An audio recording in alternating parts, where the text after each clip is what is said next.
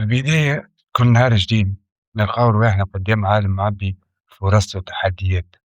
التحديات هذه تنجم تكون مشاكل بالخدمة ولا صعوبات العلاقات ولا حتى في الإحساس بالإحباط. ما شنيا رأيك كان نقول لك اللي الطريقة اللي نشوفوا بها التحديات هذه نجم تبدل حياتنا الكل. التفكير الإيجابي مش مجرد إحساس يجي ويمشي، بل هو الطريقة عيش نجم تأثر على كل جوانب حياتنا. الفكرة متاعه بالمختصر إنك تشوف الحاجات بنظرة متفائلة، تركز على الحلول أكثر من المشاكل.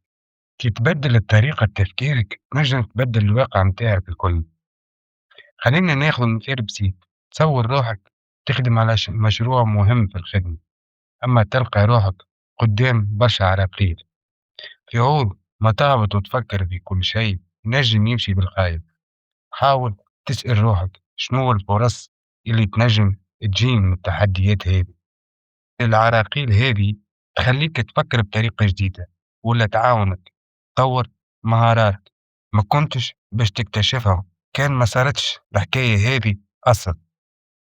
التفكير الإيجابي ينجم يعطينا القدرة باش نحول المواقف السلبية لتجارب نتعلموا منها.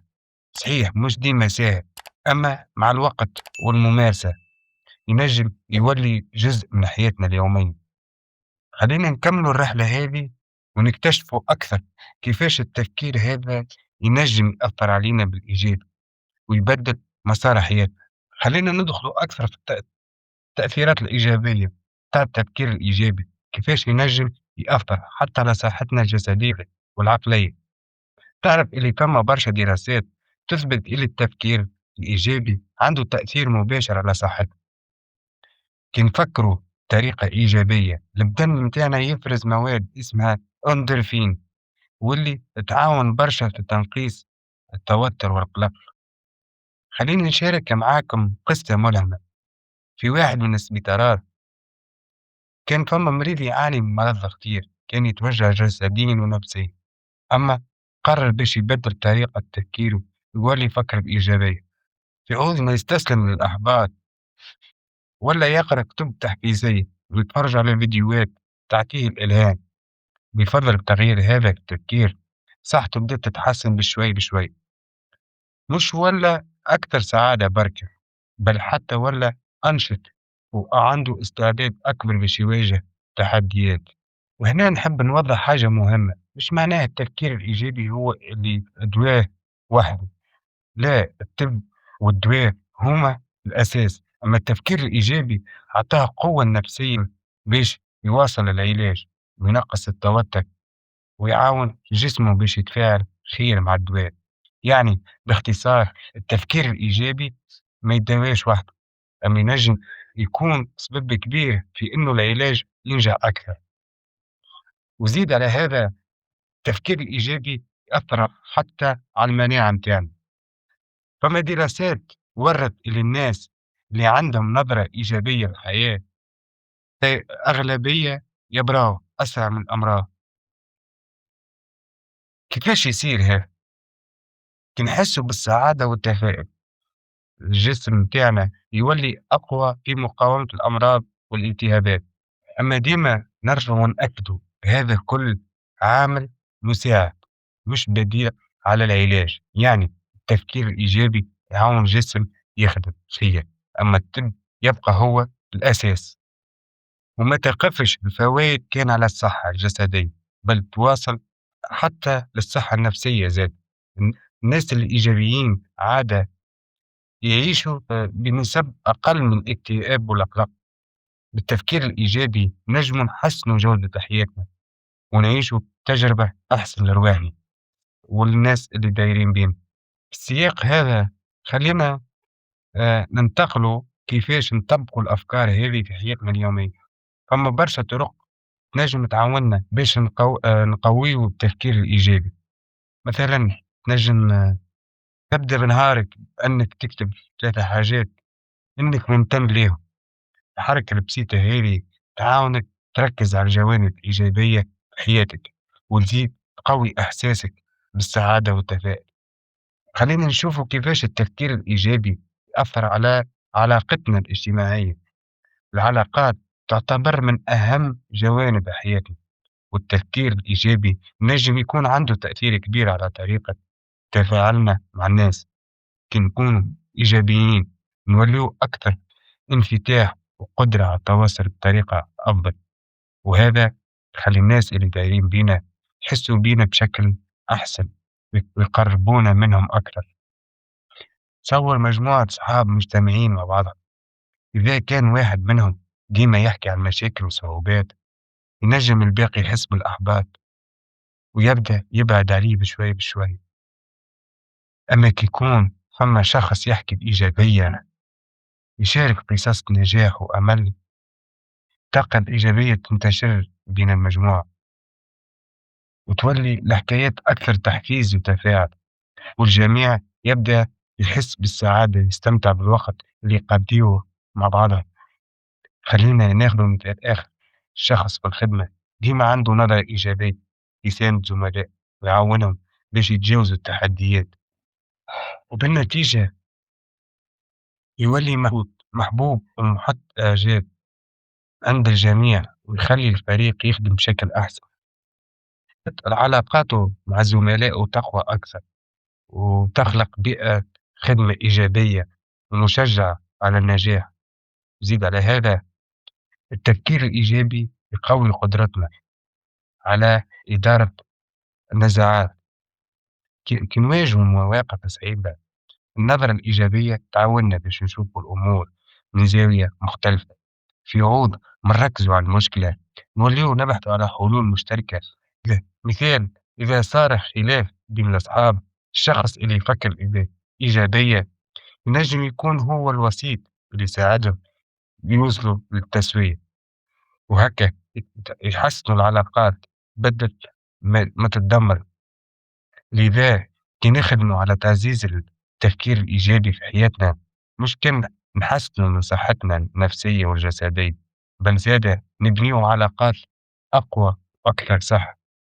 تقوية العلاقات الاجتماعية والإيجابية تنجم يكون عندها تأثير كبير برشا على سعادتنا وجودة حياتنا اليومية. طيب خلينا نستكشفوا كيفاش نطبقوا التفكير الإيجابي في حياتنا اليومية بطريقة فعالة. فما برشا استراتيجيات وأدوات نجم تعاوننا باش نقويو النوع هذا من التفكير ونخليوه جزء من الروتين اليومي متاعنا. أول حاجة، ابدأ بكتابة الامتنان، خصص هي 3 حاجات كل يوم باش تكون ممتن ليها.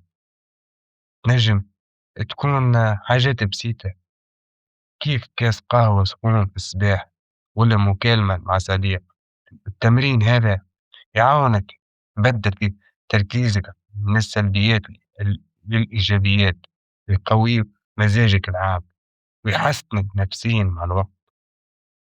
نجم تعتمد على طرق بسيطة في حياتك اليومية باش تهدي عقلك وتزيد الوعي الذاتي متاعك. الفكرة الأساسية هي إنك كي تقف شوية وتلاحظ أفكارك، نجم تفيق وقت اللي تبدأ تفكيرك يميل للسلبي وتحوله لشيء أكثر إيجابية. الهدف هو إنك توصل للصفاء الذهني وتساعدك تشوف الحياة بنظرة أهدى وأحسن مع الوقت. ثالث، تحدي الأفكار السلبية. كي تحس بفكرة سلبية، وقف لحظة واسأل روحك، هل الفكرة هذه صحيحة؟ شنو هو الدليل اللي يثبتها؟ شنو هو الفكرة الإيجابية اللي تنجم تعوضها؟ الطريقة هذه تعاونك تعود تسيير طريقة تفكيرك، توجيهها نحو الإيجابية. رابعا، حط روحك مع ناس إيجابيين. مهم برشا تكون محاط أشخاص يساندوك يشجعوك. الناس الإيجابيين يلهموك ويخلوك ديما تطور روحك. حاول تقضي وقت مع اللي يرفعولك معنوياتك ويشاركوا معك نفس القيم والطموحات. وأخيرا، حاول تمارس الأنشطة اللي تجيب لك السعادة، سواء كانت هواية، رياضة، ولا حتى قضاء مع الوقت، قضاء وقت مع الأصحاب. المهم إنك تخصص وقت للحاجات هذي. الإحساس بالمتعة والسعادة يعاون برشا على تعزيز التفكير الإيجابي القوي. باستعمال الاستراتيجيات هذه الكل نجم تبني قاعدة قوية للتفكير الإيجابي في حياتك، ووقتها باش تلاحظ تغيير في طريقة تعاملك مع التحديات والضغوط، وتولي أكثر قدرة على الاستمتاع بالحياة مهما كانت الظروف. خلينا نستعرضوا بعض التحديات الشائعة اللي تنجم تواجهك كي تحاول تبني التفكير الإيجابي، كيفاش تتغلب عليها. مهم برشا إنك تكون واعي بالعقوبات هذه باش تنجم تتعامل معاها بطريقة صحيحة. أول حاجة التأثيرات البيئية، البيئة اللي نعيشوا فيها تنجم تأثر برشا على طريقة تفكيرنا.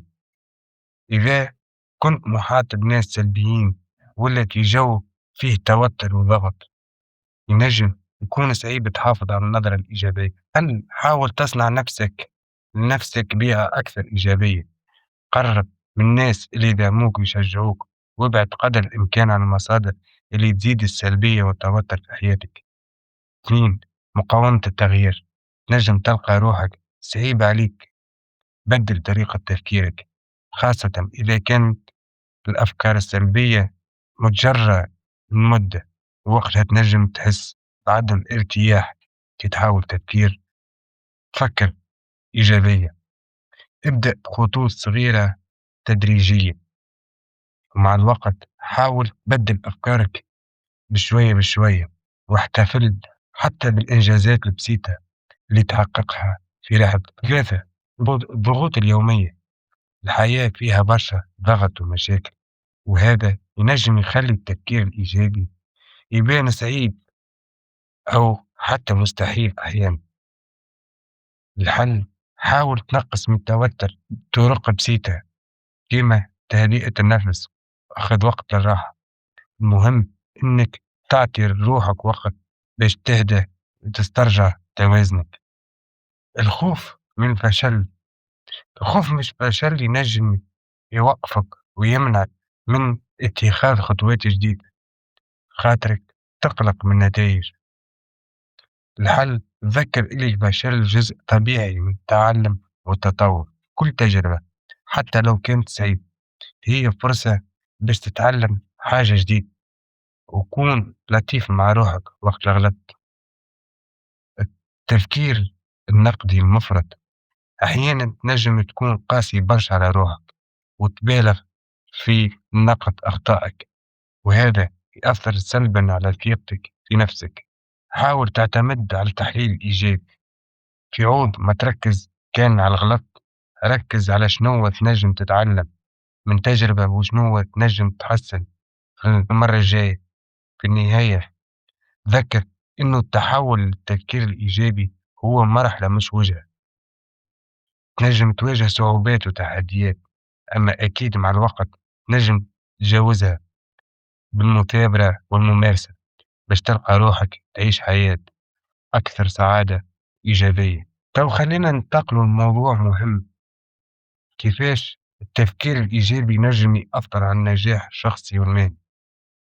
قوة التفكير الإيجابي مش كان تحسن الصحة النفسية والعلاقات، بل زادة تلعب دور كبير في تحقيق الأهداف والنجاحات في الحياة. تحديد الأهداف، الناس اللي يفكروا بإيجابية عادة يحددوا أهداف واضحة وطموحة. النظرة الإيجابية تعطيهم يخططوا لأهداف جديدة، يواجهوا التحديات، وفي عوض ما يشوفوا الأهداف كعقوبات يشوفوها كفرص للتطور والنمو. زيادة التحفيز، التفكير الإيجابي يقوي الدافع الداخلي متاع الشخص. كي تكون عندك نظرة متفائلة يولي أسهل عليك تلتزم بخطواتك وتخدم على أهدافك. زاد الاستمتاع برحلة نفسها يخلي الاستمرار أسهل حتى في أوقات الصعيبة.